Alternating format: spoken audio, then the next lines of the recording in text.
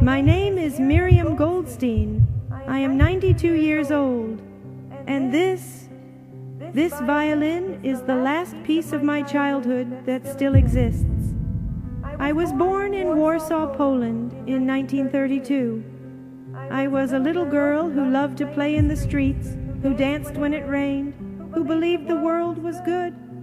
I had a mother. Her name was Rivka. She sang lullabies to me in Yiddish. I had a father. His name was Moshe. He taught me how to read, and I had a little brother. His name was David. He was only 6. In 1942, when I was 10 years old, the soldiers came. They took my family. They put us on a train, and when the train stopped, we were in Auschwitz. My mother and my brother were taken from me the moment we arrived. They walked in one direction. I walked in another.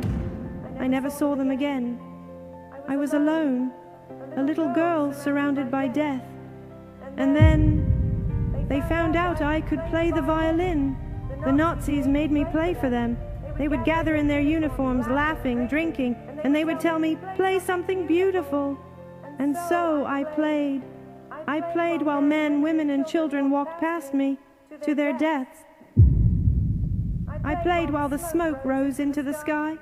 I played while my fingers bled, while my stomach ached from hunger. I played because if I stopped, I would die too.